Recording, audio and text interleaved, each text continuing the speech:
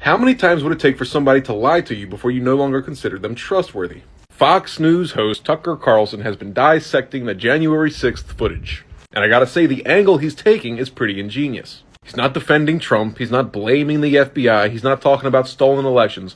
All he's trying to make a point of is that Democrats lie.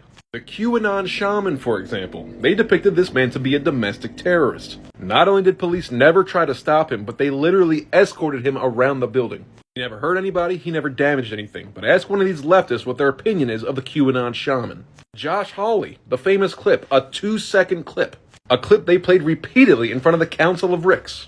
Democrats never asked if there was more than 2 seconds to this video, but we're used to that by now. Democrats are the party of short attention spans. That's where we got the very fine people on both sides lie. The all Mexicans are rapists lie. They said Josh Hawley's a coward because he ran away. But in fact, the surveillance footage we reviewed shows that famous clip was a sham, edited deceptively by the January 6th committee. The clip was propaganda, not evidence. The actual videotape shows that Hawley was one of many lawmakers being ushered out of the building by Capitol Hill police officers. And in fact, Hawley was at the back of the pack. The coward tape was a lie, one of many from the January 6th committee.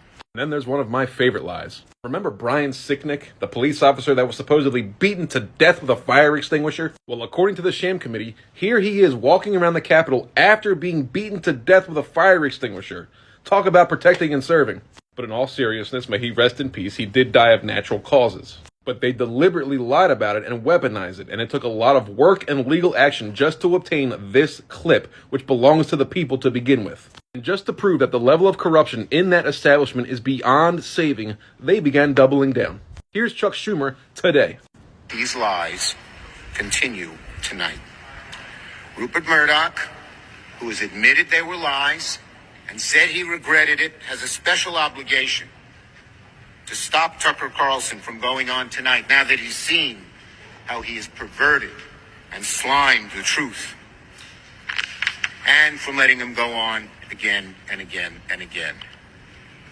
Not because their views deserve such opprobrium, but because our democracy depends on it. When Chuck Schumer says lies, what he really means is video evidence. And when he says democracy depends on it, what he really means is their control of the narrative and their power depends on it. Even Liz Cheney, today, tweeting out propaganda videos talking about Trump's lies from an account called Rep Liz Cheney. She's not even a rep anymore. People vote and things take action based off of what these politicians are telling us. Half of the people in this country vote and have a worldview based off of lies. If this doesn't open people's eyes, you have to wonder if it's even possible.